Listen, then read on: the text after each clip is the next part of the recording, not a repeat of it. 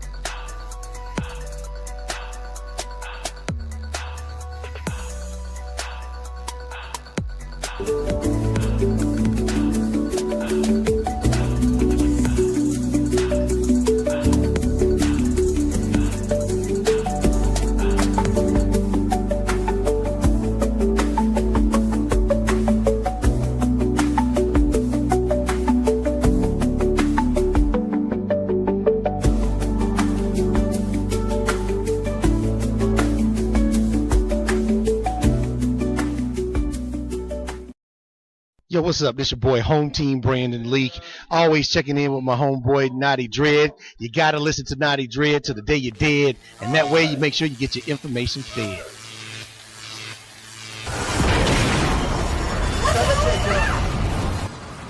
Holy.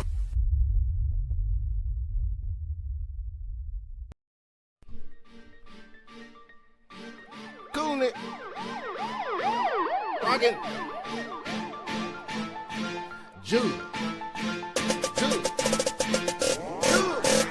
Call people for me, cause I'm on fire. Always getting high, smoking la la la.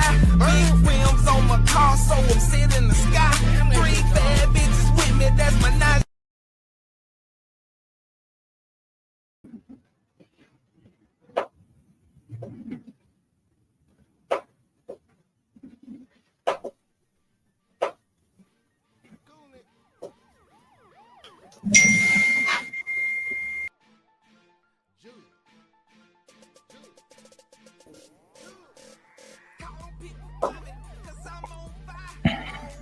Yep, y'all see it right there. Naughty for President 2032. This is the start. This is the launch of my campaign. It's a long journey. I figured here I might as well start 6.5 years early so I can, be on track. And you know what? I still might not be on track. But today is the official start of me being on track. Y'all see I got all kind of notes around me. I got a book right here. Soul Rub. Let me get my stuff together. Soul Rubs. Today I'm gonna be joined by the author of Soul Rubs, Mr. Rosier Dorsey. He'll be coming on the show in the next segment to do the interview. But y'all already know what time it is. It's the same soup, just reheated. It's another day for the truth on the controversial truth. And man, there's a lot going on in the world. We already know that starting, with the government being shut down, starting tomorrow, Actually, no, it's not tomorrow. Tomorrow is the 31st. That'll be Halloween. Starting on November 1st, all EBT is supposed to be cut off. So many layers to that. It's a lot of people, definitely with this economy, with the inflation. It's a lot of people who are relying on EBT. And it's a lot of families that are going to have to be pulling together to help those who is going to be having a hard time eating, feeding their children, feeding their families. And so I'm kind of mixed on, the whole EBT thing, but I do believe everybody has, just by being born, by being human, there's three things I believe that every human should have, and one of them is food to eat. So hopefully they get this government shutdown resolved real soon. And they're saying that this could go into December. So I guess we're going to have to wait and see how this all turns out, how it all works out. Another thing I saw, and I don't know, I like to get my facts straight, but there was a governor who pretty much said, he feels so bad that the chimps are going to go hungry. And then he tried to backtrack by saying, I wasn't talking about black people, as if black people are the only ones that gets assistance from the SNAP program. And that couldn't be further from the truth. So I just wish definitely our people who supposed to be the people that are supposed to be our leaders, if y'all lean on them that way, then that's up to you. But you see the type of rhetoric they talk. I mean, we just saw where was the last month where email got exposed of some people. I think they call themselves the Young Republicans. And some of the remarks they were using, some of the language they were using, some of the racial rhetoric they were using, and these are supposed to be future senators, future governors, future House members, future Congress people. At that point, it's time to purge. It's time to purge America from all hate and all evil. I think it's well overdue, and we can keep talking this till we blue in the face. I mean, we've been having these same discussions before I was even here on the planet. Some of the same discussions when I'm reading my history books, when I'm learning about Dr. King, and I'm learning about JFK. When I go back and I'm reading about Roosevelt and amongst other people, these issues were around in the 40s and the 50s. I mean, these issues go back to Reconstruction, post-slavery. And we already know the issues prior to that. So there's some things I wanted to bring up before I dive into a couple of my topics that I want to just slide through real quick. So my first story here is that the Senate Republicans defect. They reject Trump's tariffs on Canadian goods. Okay, so Donald Trump decided to give a 10% extra tariff on top of Canada after they made an ad using Ronald Reagan that kind of, he felt disrespected about it. And I'm just gonna play my clip real quick, and then we'll talk about it a little bit more. President Trump announcing that he's slapping 10% additional tariffs on Canada after that controversial World Series ad featuring Ronald Reagan aired. Here's President Trump taking to Truth Social. I'll read it in part, Joey. It says, quote, Because of their serious misrepresentation of the facts and hostile act, I'm increasing the tariff on Canada by 10% over and above what they are paying now. Thank you for your attention to this matter. Now, Canadian Prime Minister Mark Carney arrived here in Malaysia earlier tonight. President Trump says he has no plans to meet him. The controversial ad the government of Ontario first ran during the Toronto Blue Jays playoff run, the ad selectively edited a speech by Ronald Reagan after the former president had put tariffs on Japan. Trump says, like Reagan, he believes in fair trade. The president spoke about the ad aboard Air Force One earlier. I heard they were pulling the ad. I didn't know they were putting it on a little bit more. They could have pulled it tonight. And the ad did air tonight, Joey. Now, ahead of President Trump's big meeting with the General Secretary of the Chinese Communist Party, Xi Jinping, you mentioned rare earths off the top, Joey. Another big issue is the ongoing trade war with soybeans. Last year, China bought $13 billion worth of American soybeans. This year, zero. And as China's beef... Now, my whole point in the showing that was not about the tariffs. I'm not here to debate right now whether the tariffs are a good thing, whether they're a bad thing, whether it's hurting American people or not. My whole point is to show that a small contingent of Senate Republicans again joined with the Senate Democrats to reject President Donald Trump's tariffs, this time on Canadian goods. Now, the Senate advanced a resolution from Senator Tim Kaine from Virginia, a Democrat from Virginia, on a bipartisan basis to determine the emergency powers Trump used to declare retaliation tariffs against Canada earlier this year. Roughly the same core group of Republicans, Susan Collins of Maine, Rand Paul, and Mitch McConnell of Kentucky, and Lisa Murkowski of Alaska, joined Senate Democrats to reject the duties. Senator Thomas Tillis, a Republican from North Carolina, opted to vote against this latest attempt to reject Trump's tariffs. My whole point is this.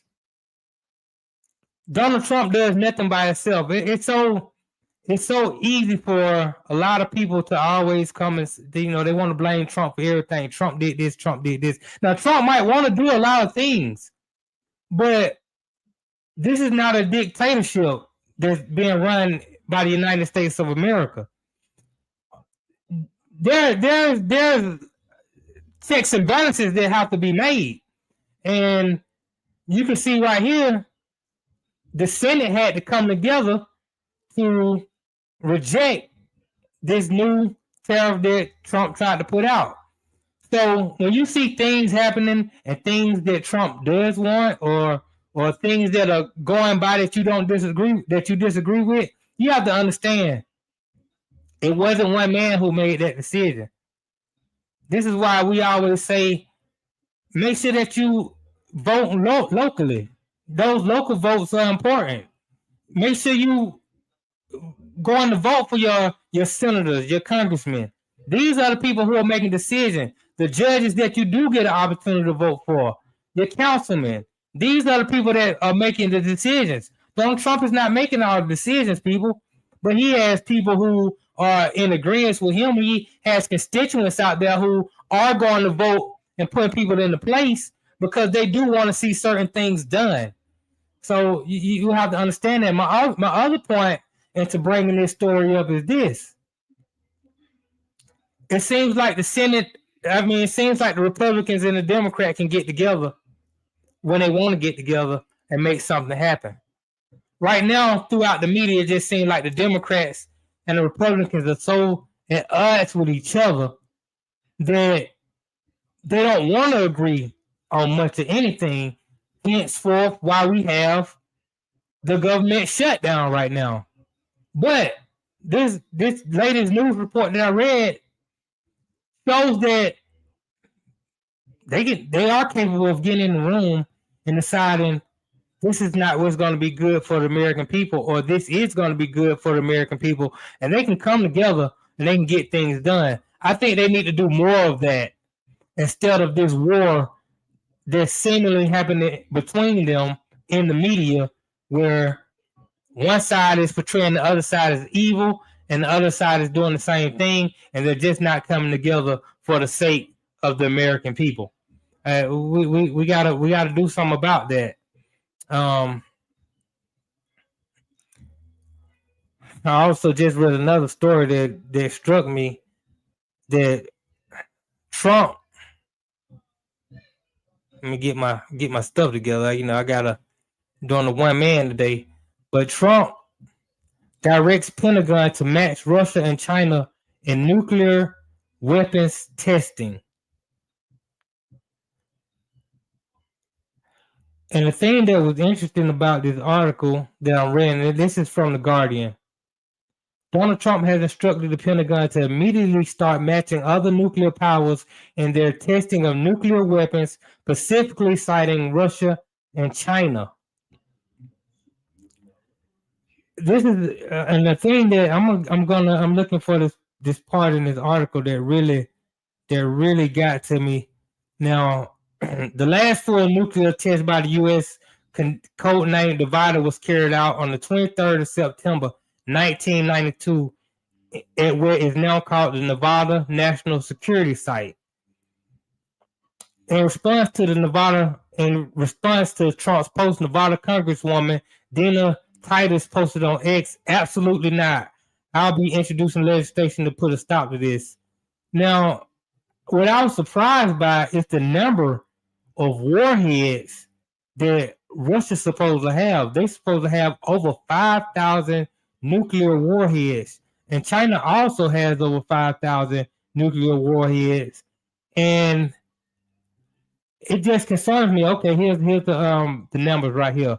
Russia currently has the most confirmed nuclear weapons with over 5,500 nuclear warheads, while the U.S. has 5,044 nuclear weapons, and that's per the International Campaign to Abolish Nuclear Weapons.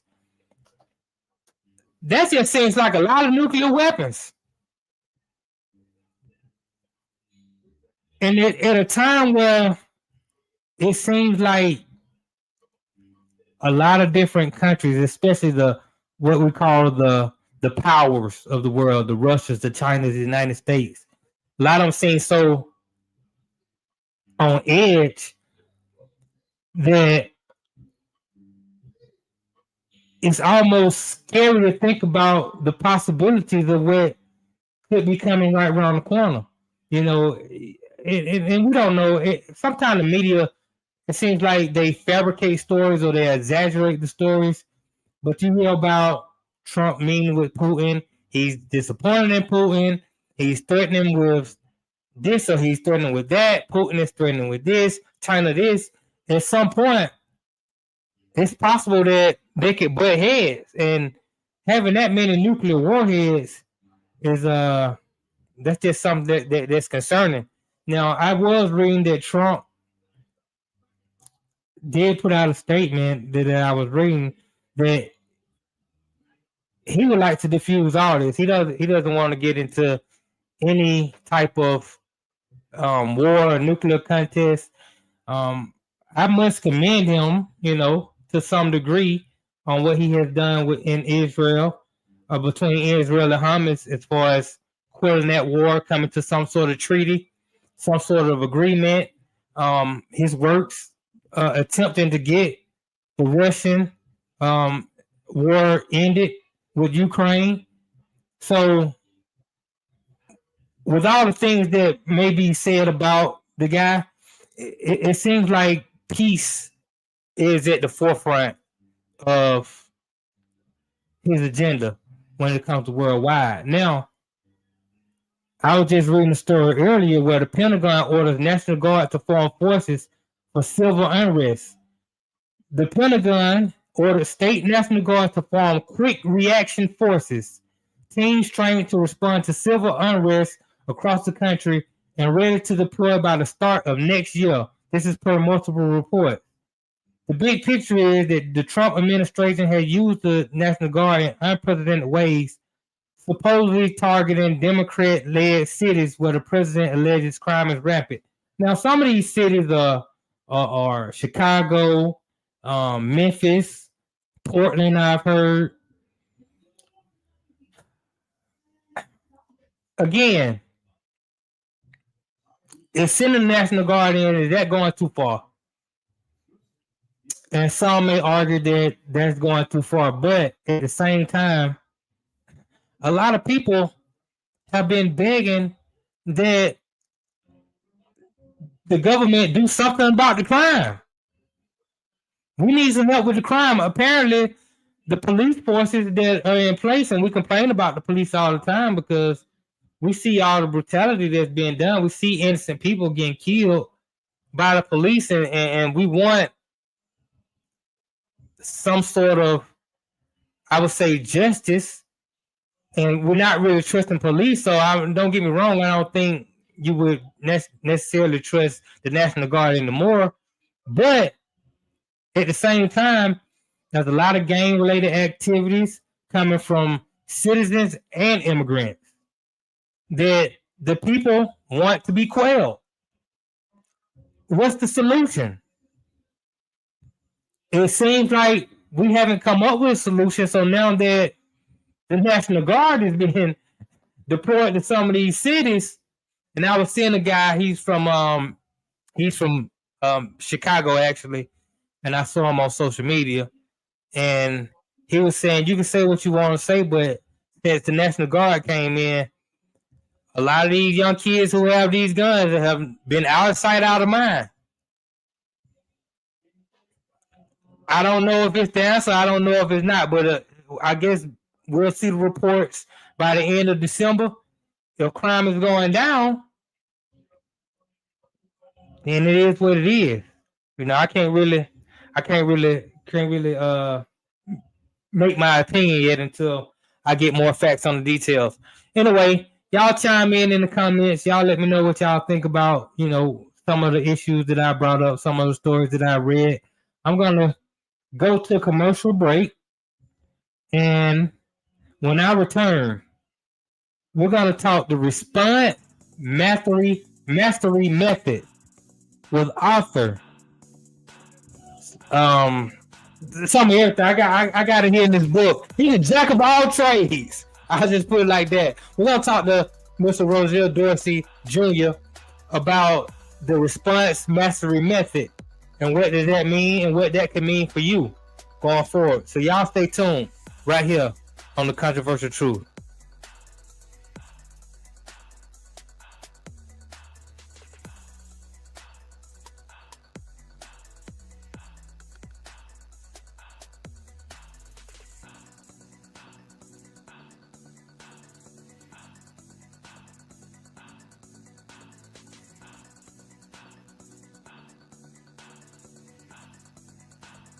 Sports fans of Real Talk and Hoops Insight, stay in the game with NBA legend Sam Mitchell. Now you can show your love for the In the Game podcast with exclusive merch from the In the Game online store. Coffee cups, caps, grab bold t-shirts, cozy hoodies, sleek thermal drinking cups, and more. It's all with that signature Sam Mitchell swagger. Visit InTheGameStore.com today and get in the game with Sam Mitchell, because it's more than a show. It's a lifestyle on the In the Game Network.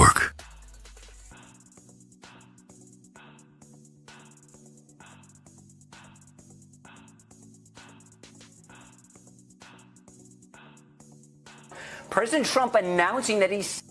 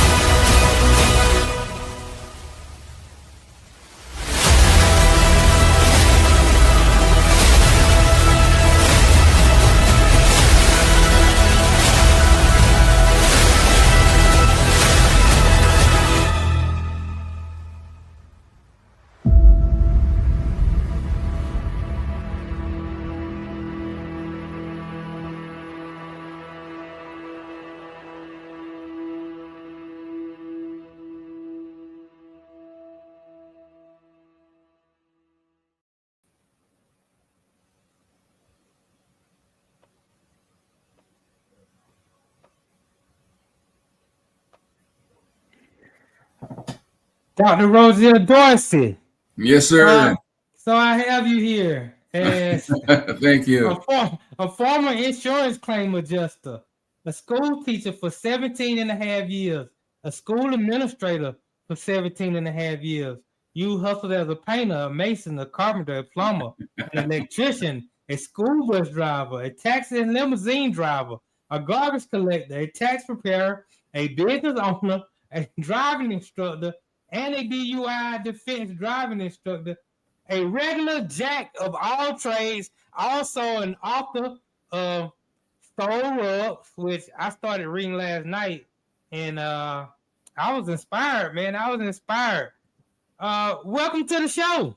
Thank you, sir. Thank you. I've been blessed by the best. Blessed by the best. I see. I got a lot to discuss with you, but Okay. let me start by asking you, because I was reading the book yesterday. I started reading the book, and I realized something that I didn't realize, because I've known you for a while, but I didn't realize that you were born and raised in Haiti. Yes, sir. So, tell us, how was it growing up in Haiti, and how did that journey bring you to the United States and becoming a school administrator in the U.S. for over 17 years? Yes, sir. Well, I spent my first 19 years of life in Haiti, migrated in 1973. And Haiti is an interesting country, but my childhood in Haiti can be characterized as being interesting. Interesting in that I started my academic preparation by my father. He got me to learn how to read and write before I started school. But back then, that was the process. You didn't just go to school; you had to get ready. You had to be tested to be accepted at a school. So your parents had to get you ready. When you were accepted at school, you were able to read and write, and of course speak. And in Haiti at the time, the official language was French. It's still official language, but they're accepting the Creole now. So by the time I started school, I was speaking two languages already, French and Creole. Yes, sir.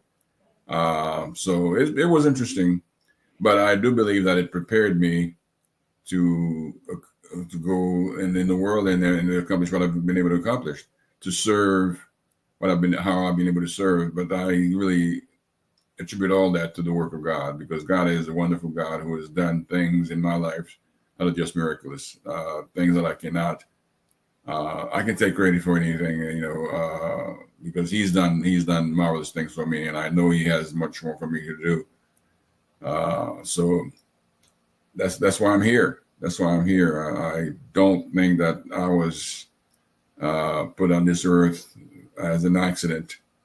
I do believe that I have a purpose, and I do believe that if you read at the back of the book there is a piece that I call "Dying as a Butterfly." That's what I would like to, dying as a butterfly. I would like to have been able to contribute something, and I think I've contributed, but I have more work to do. We talked about this yesterday. I'm working on the Response Mastery Method, which is a book that is a faith-based book that will help people who have had issues to align their lives with God's will. Because once we are aligned, we have a better chance at responding properly. We all have problems. We all have things that are done wrong. But once we get to the point where we can prevent those things from happening again, we are on a better path for peace and prosperity. That's what I was going to ask you. I was going to ask you about the Response Mastery Method. What is it, and what's the inspiration behind it?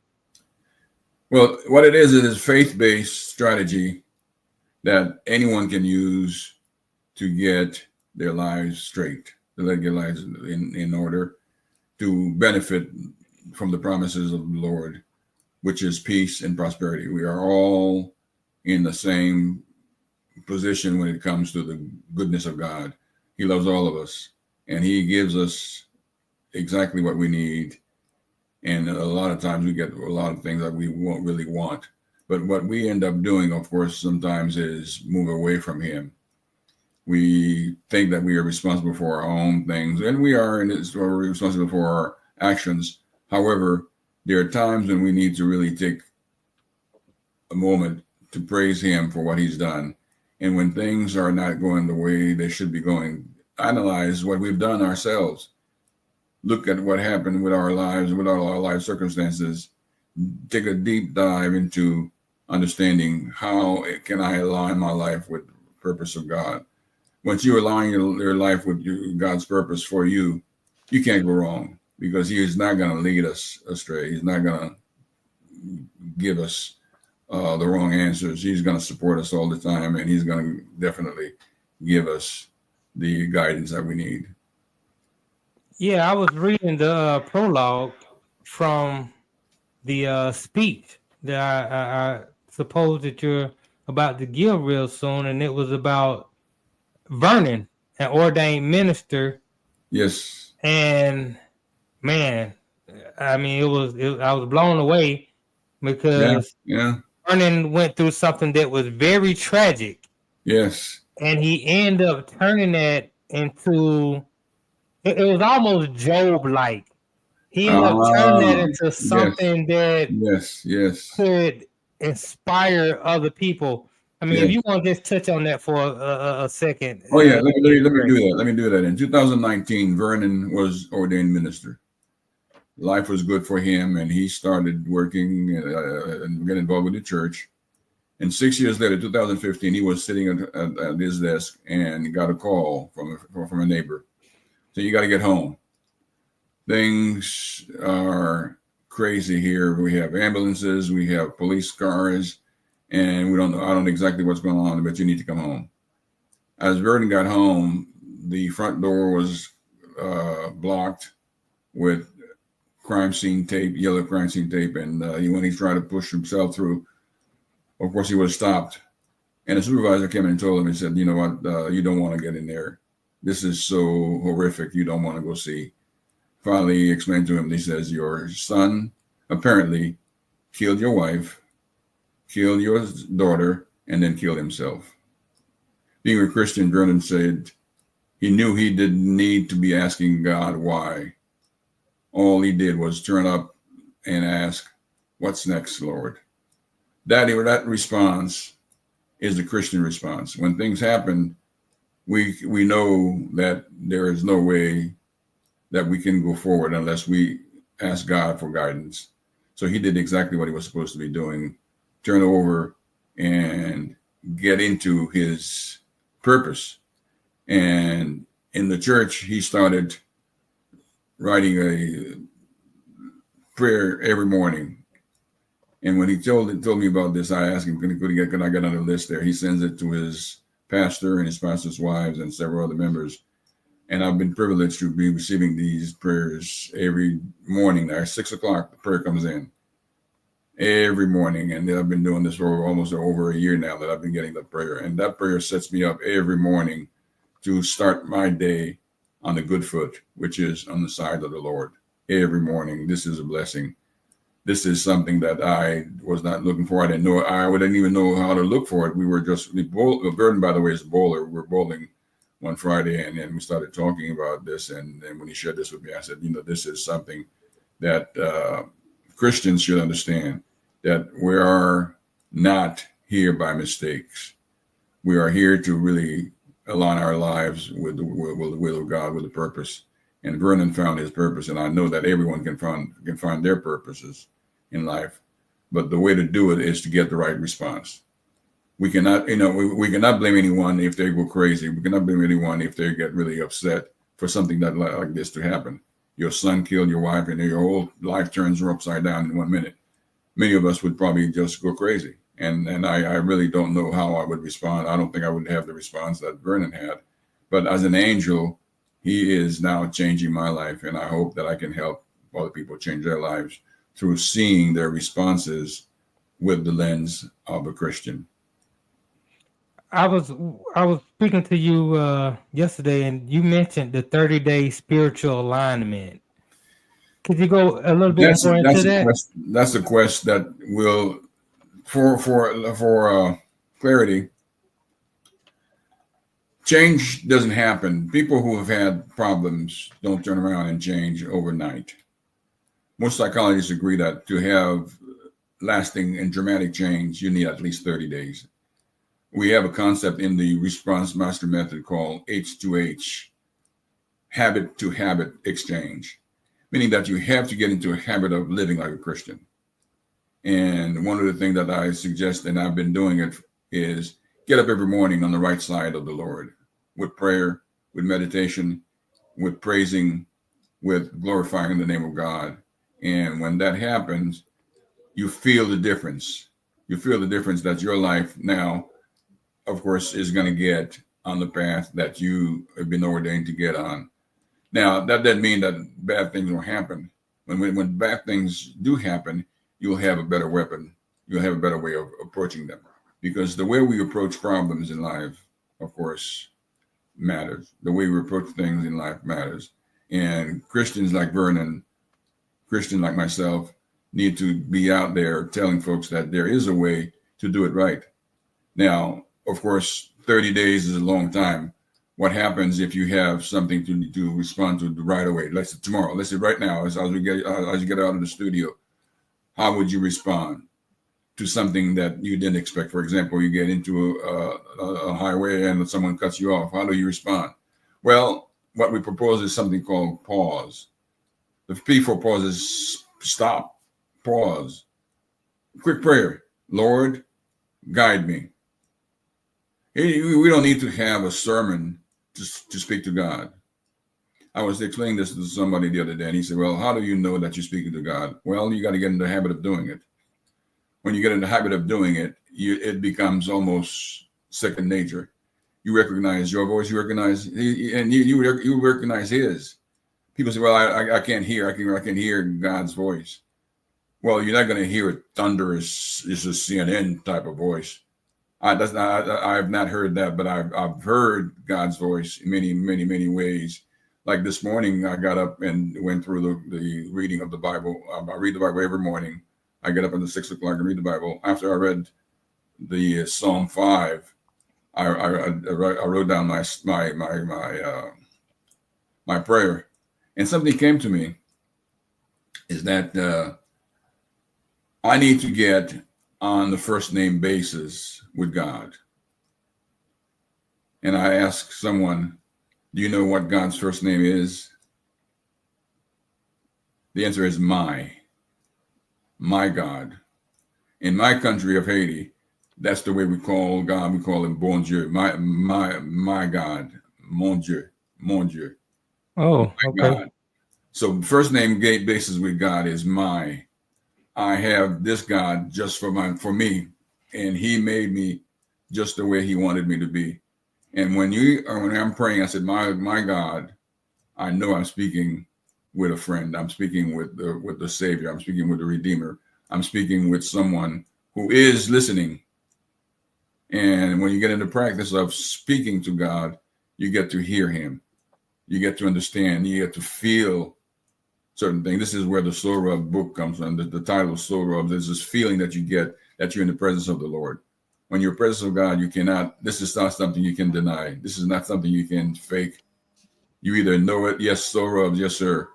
You either know that you have God's presence or you don't.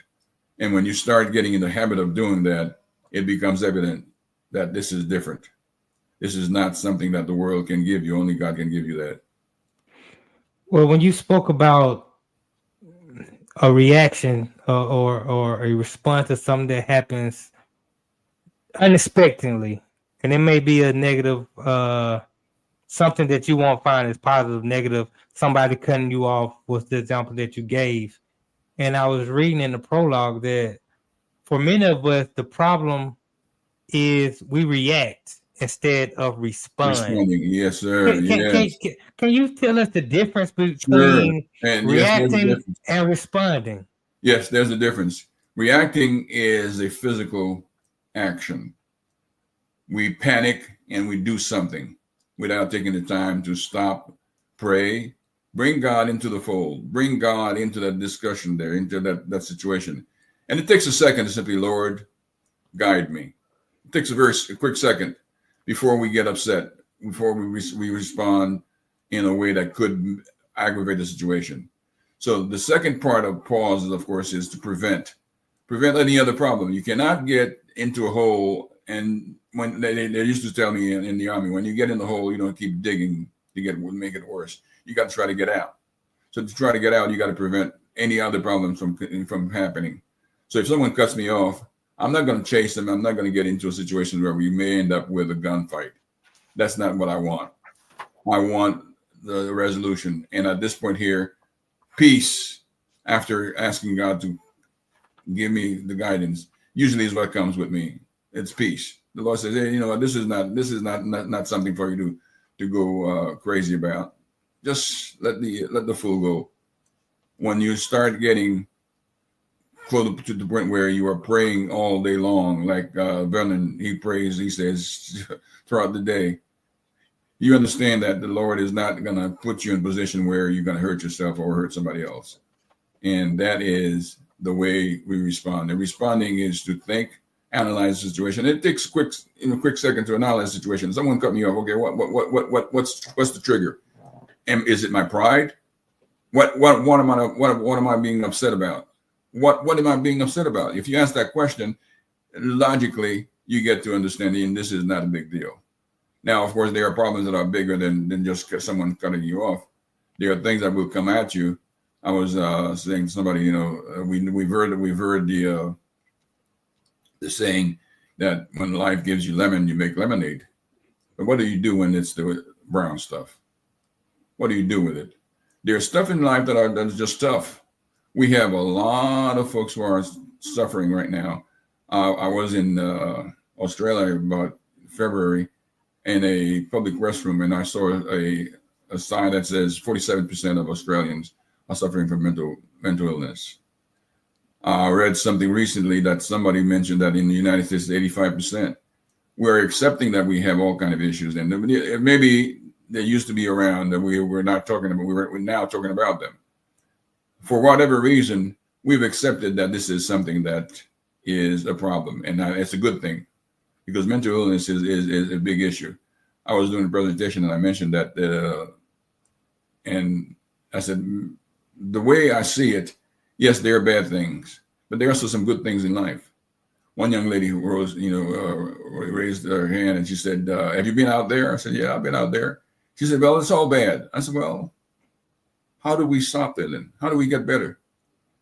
And she couldn't answer this because a lot of us are getting hooked into that situation that we want to get to the point where we are sad. Then we are getting into despair. Despair is losing hope. Despair is not recognizing that God's power is all we need. Despair is, to me, slapping God in the face because we are saying you are not going to do what you promised to do.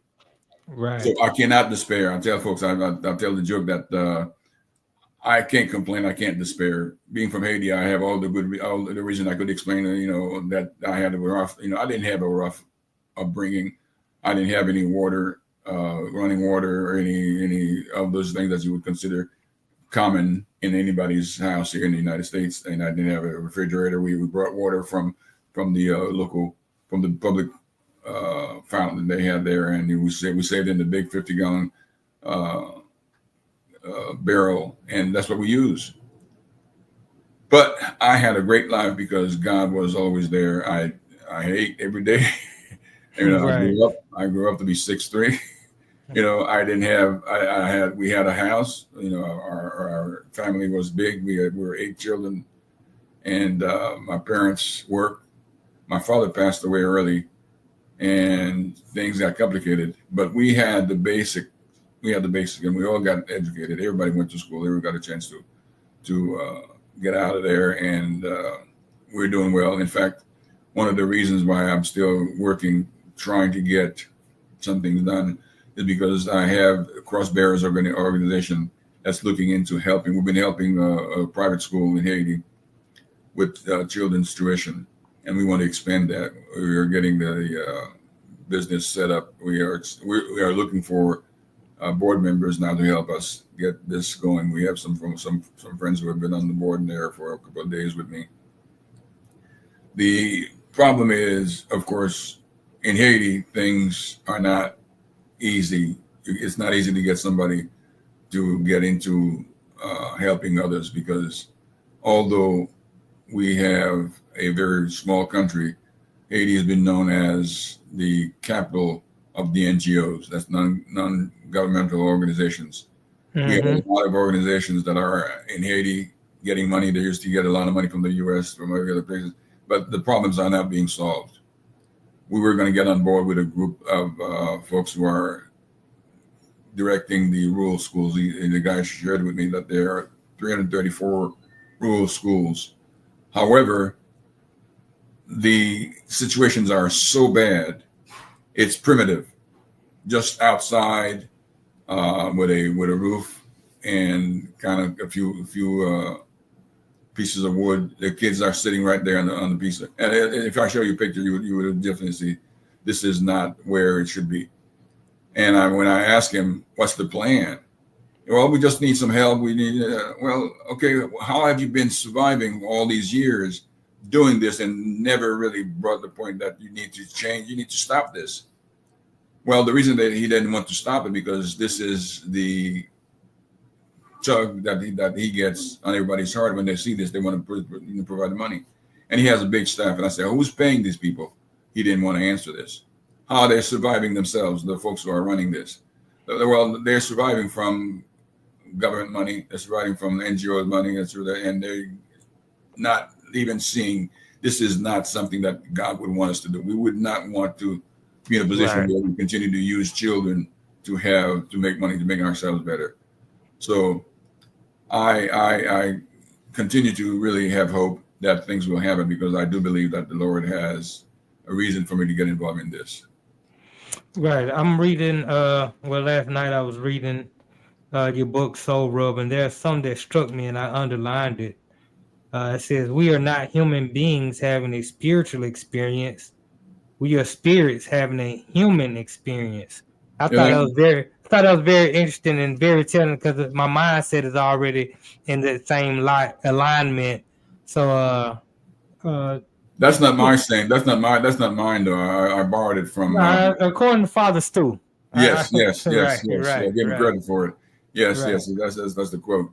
And I do believe that we are a spirit, and we know that we are a spirit because we are made of spirit. God is spirit. God made us. Now we do have a human experience, but this is not the end. This is not how the story ends. The story ends with a transitioning to full spiritual spirit, and then living in heaven with the Father, and that's what I believe. However, the spiritual part that we have is often neglected. Why? Because sometimes we look at it as something that's unknown, something that really is strange. But the big mistake that we make is that we forget that we have a spiritual component. We have the Holy Spirit. When Jesus left, he gave us he left us with his Holy Spirit. He left us with his peace, not just as the world gives the peace, but his peace.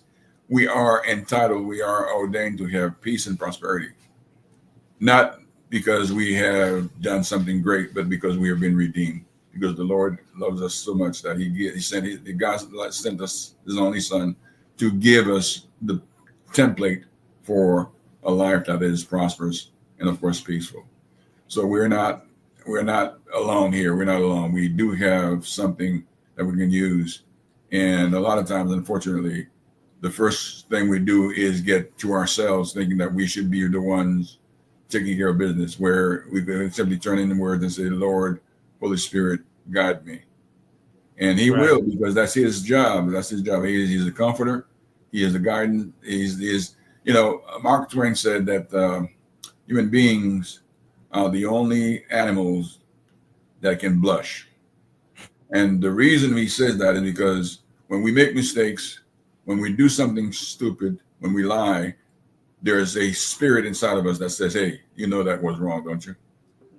And that voice is the Holy Spirit's voice. It's our conscience. And I don't know other animals that have conscience, but we have a conscience, and the conscience is God in us. We are made. The NIL for us is really simple. We are made from God. We are made of God, and we are definitely not just flesh and bones. We have a spiritual component, and when we dig into that, we have a way to respond to our problems that is different from those people who don't tap into this. So that you mentioned earlier that spiritual quest, that 30-day spiritual quest, is to get in contact with that spiritual component. As you do this over 30 days, I do believe that you can get to the point where you start getting closer to your spirit, knowing who you are, knowing who your spirit is inside of you. Contacting that spirit often will give you a different perspective. You will have a response that is definitely clearer and, of course, aligned with God's will. Right. Let me real quickly before we get out of here. I want you to just real quickly talk a little bit about your book, Soul Rubs, and also let the people know where they can find your book if they're interested in reading. I can already tell you there are some amazing stories in here. I wasn't expecting some of the stories that I was reading. It is, folks. It's been published. It was published by Christian Faith Publishing, and it is available on Amazon, audio, not audiobook, but ebook, and Barnes and Noble. Now, the profits from the book sales are going to that Haitian project that I told you with the Crossbearers Incorporated. So if you can get a copy of that book, I would really appreciate it. But from people who have read it, I've gotten a lot of good reviews on Amazon. It is something that I, of course, put together, but the Lord inspired me. There are things in there that I simply would not have thought of. For example, chapter 4, which is about the Holy Spirit, the manuscript was already sent to the publisher before I wrote chapter 4. I was having trouble sleeping, and I got up about 4 o'clock in the morning, and I went to my office, and the thought came to my mind and said, "You're writing a spiritual book. You're writing a religious book. You're writing a book about your experiences with the Lord, and you're not having anything to say about the Holy Spirit."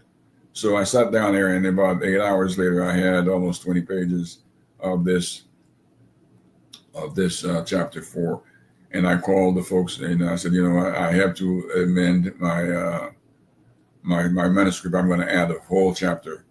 They said, okay, well, we still have time, but we're going to have to charge it. I said, it doesn't matter, but we had to have this put in there. The Lord needed to have this put in His book because He put this together. The Soul Rub title came to me years ago when we were writing. I was writing a family newsletter, and I was sharing these stories that really kind of got me to think, and inspired by the Lord, I was able to put several of those stories in. The family enjoyed them, and they kind of suggested that I publish this, and this is the result there, Soul Rubs. The title came from the feeling that I got when I was reading the stories that I had written.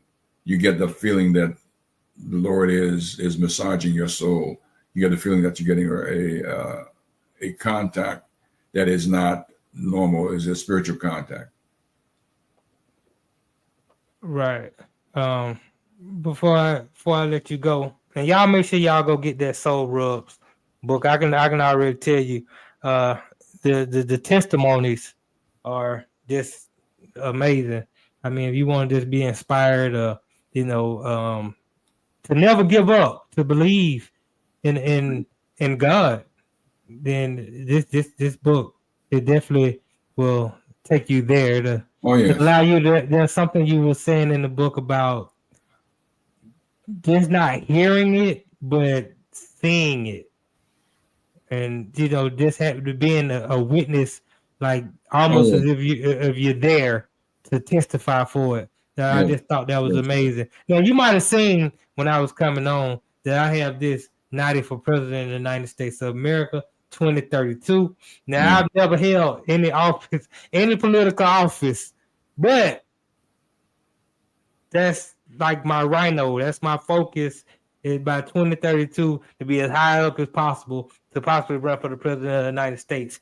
I want to ask you, as somebody who's had experience doing campaigning, I mean, you're a jack of all trades. You've done it all.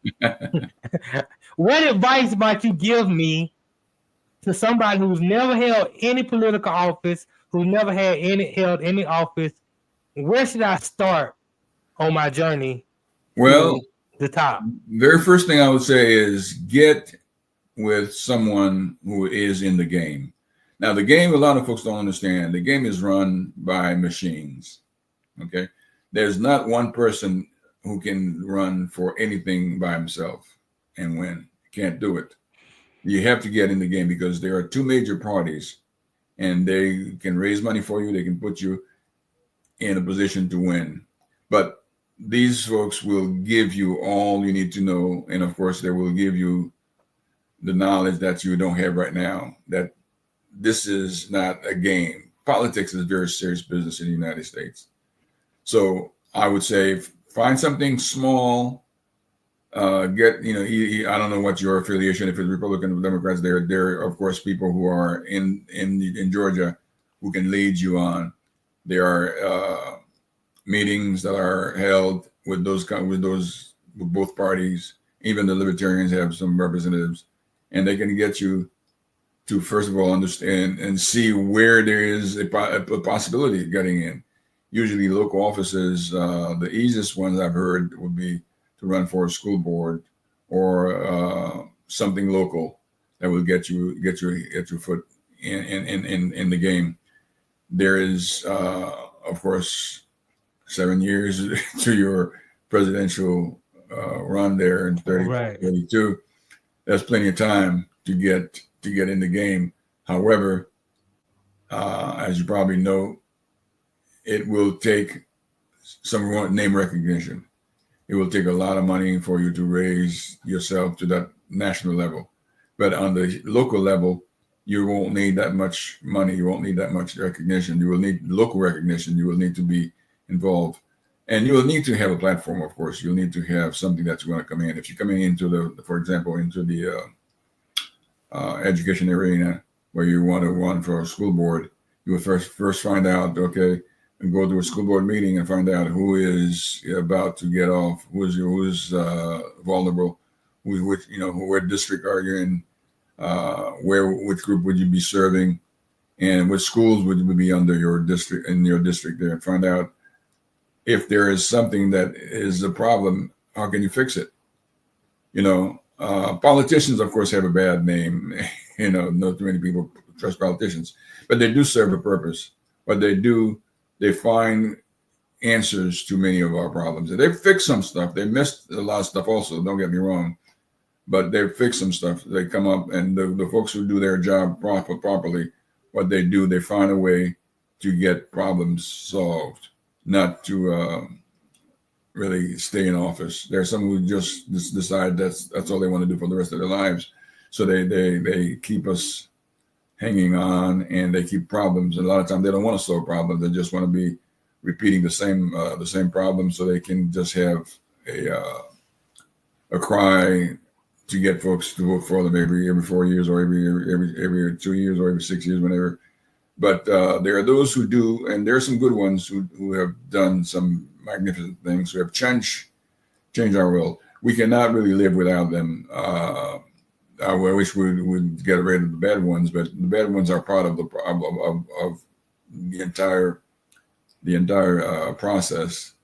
The bodies that represent us work for us. Sometimes they don't realize that they're working for us, but sometimes we don't really hold them accountable either. Right. We have to kind of get them to understand that this is not the way we want you to run. We don't want you to simply come in every 2 years and call on me to go vote, or call on me to give me some money.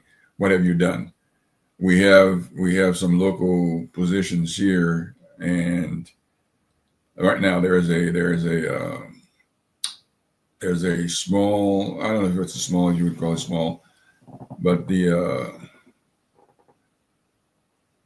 on the 4th, there's an induction here, and in DeKalb County, there's the commission and the two Republicans who are the incumbent, and they've been spending a little bit of money, and there have been some money spent on the 2 Democrats. They want to replace them, and I don't know how that's going to go, but this is the 4th. I plan to go and vote. So my advice would be really ask yourself, first of all, my advice is always turn to God and ask him, how can I serve? Because if we are really serious, we need to understand that we do not have the power that God has. Okay, we will never have what God has. He is leading us. He is using us, and we align ourselves with him. We said, God, what do you want me to do? Like Vernon says, what's my next move? What do you want me to do? Guide me, use me. If you ask the Lord to use you in politics, he will give you the guidance. He may not be the answer you want to hear, but this you will get an answer to understand, okay, do I really need to get into politics? You may feel that you need to, but I would say pray on it and get in charge of your own journey with the Lord, because that's where it all is going to end. Right. At the end of our days, when we finish, we'll need to be answering the questions. And the questions will be, what have you done with the job I've given you? Have you served your brothers and sisters?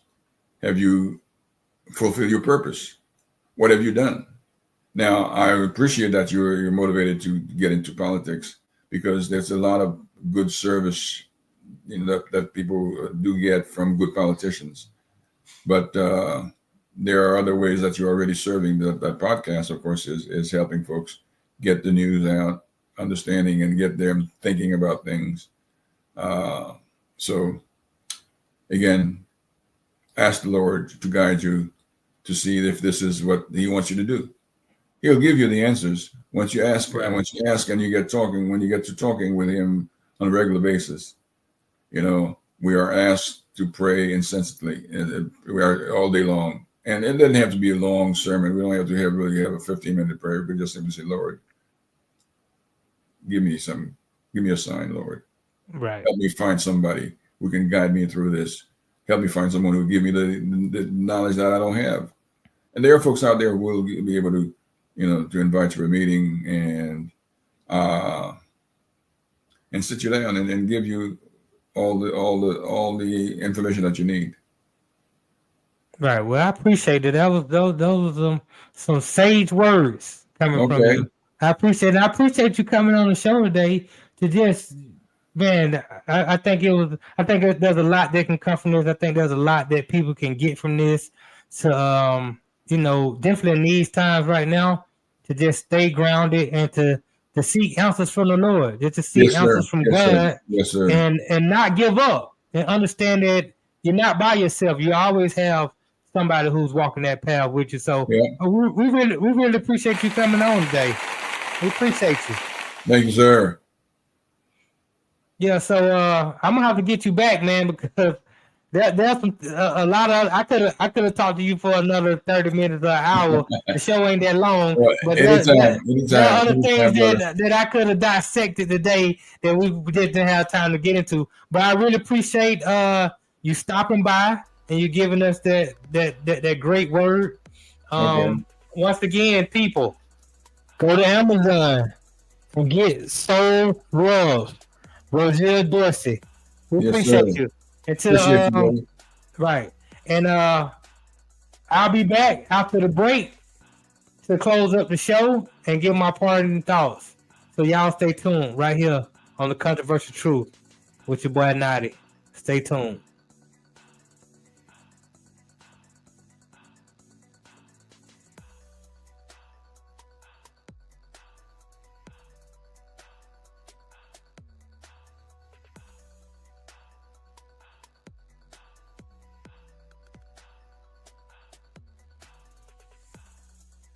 Sports fans of Real Talk and Hoops Insight, stay in the game with NBA legend Sam Mitchell. Now you can show your love for the In the Game podcast with exclusive merch from the In the Game online store. Coffee cups, caps, grab bold t-shirts, cozy hoodies, sleek thermal drinking cups, and more. It's all with that signature Sam Mitchell swagger. Visit inthegamestore.com today and get in the game with Sam Mitchell, because it's more than a show. It's a lifestyle on the In the Game network.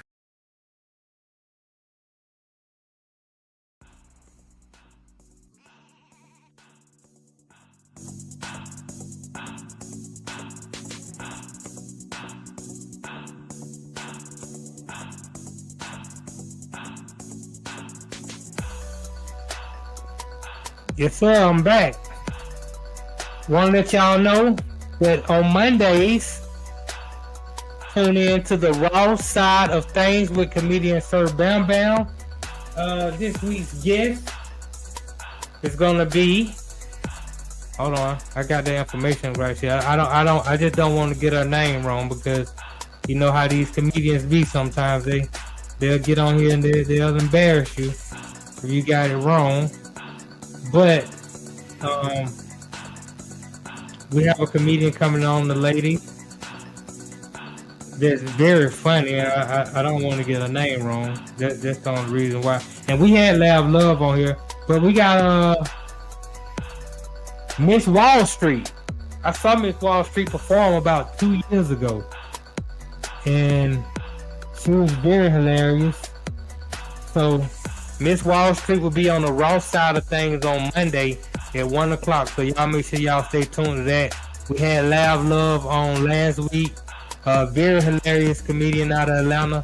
Just really gave you a lot of the history of coming in Atlanta and being around it. Just how much of a grind it is to be a comedian. Also, we just had Arthur in the Jack of all trades. I don't know. I read a whole bunch of jobs that he's had.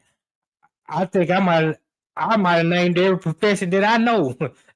I don't know, but very well traveled, going around the world, a lot of experiences. Somebody that I can talk to and just get to pick him and his wife's brain and just draw from their experience in life. And one of the things that I wanted to do, that I was told to do by a voice that I was listening to, is I think a lot of times we're entertained a lot, definitely. And I'm right now, I'm going to just speak to Black people in my community and communities beyond. We're always entertained. We get entertained by the music. We're entertained by the movies, the television. We have the sports that we're being entertained by.